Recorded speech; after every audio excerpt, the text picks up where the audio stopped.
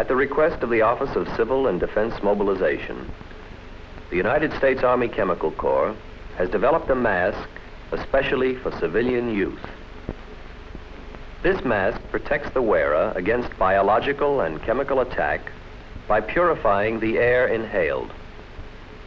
Filter pads in the mask absorb toxic gases and screen out radioactive dust and particles carried in the air, particles which are called microbial organisms.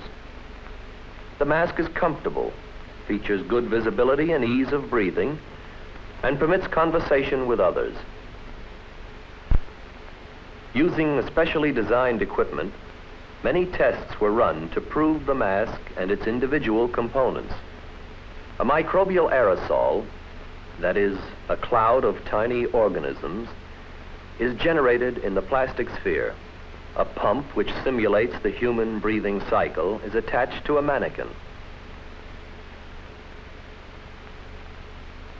Laboratory results showed the mask's performance was excellent in filtering out microbial organisms from the air. However, to learn whether the mask might leak at the edges when being worn, additional tests were required with human beings. Fitting trials were then held with children as the subjects. The mask will be made in 6 different sizes to fit all persons from young children to adult men and women. For very young children, a tent-like infant protector has been developed.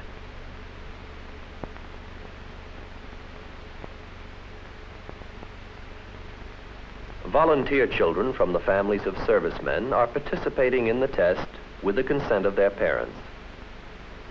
To allay any distrust in the minds of the children, the speaker, in explaining the test to be made, points out that there is nothing either risky or unusual about wearing a mask. Masks are worn wherever the air may be impure, by firemen in smoke-filled buildings, by farmers spraying crops, by painters, miners, and many others. The first step in the test is to measure the faces of the group so that proper sizes of masks can be selected.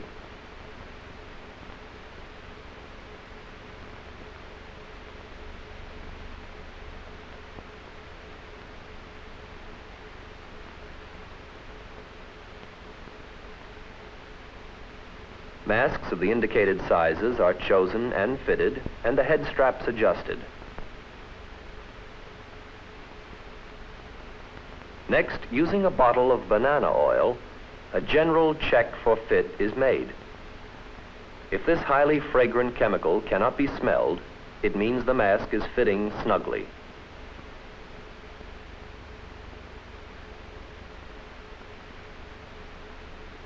Ordinarily, the banana oil test is adequate. However, a more thorough test in a room filled with harmless microbial organisms will be necessary before official acceptance of the mask for quantity production.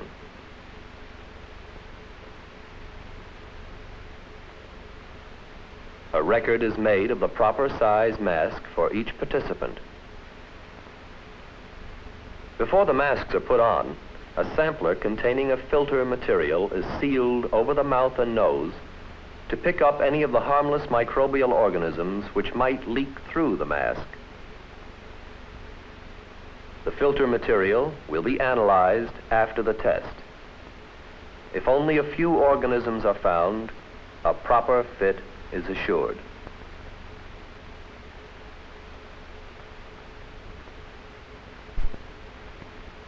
Participants enter the room through doors which seal it off from the rest of the laboratory.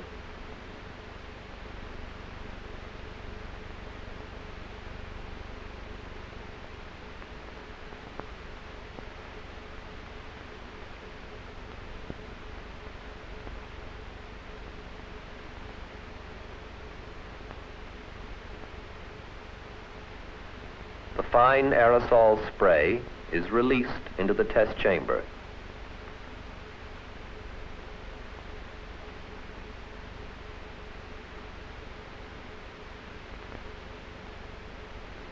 During the 10-minute exposure period, the atmosphere was filled with a large quantity of organisms, a concentration much greater than could be reasonably expected during any biological attack.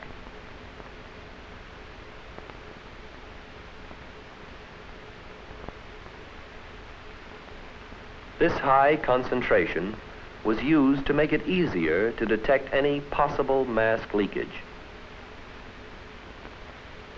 Following exposure in the chamber, the group exits and the masks are removed.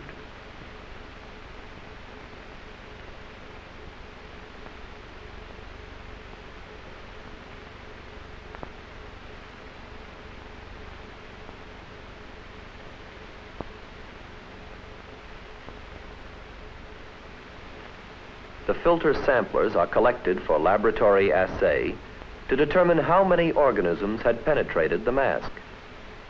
Results indicated that a satisfactory fit had been obtained for each of the volunteers and that the 6 mask sizes would meet all civilian needs for defense.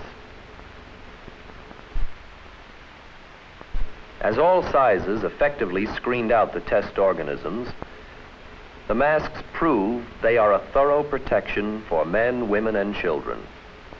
The masks will cost no more than several dollars.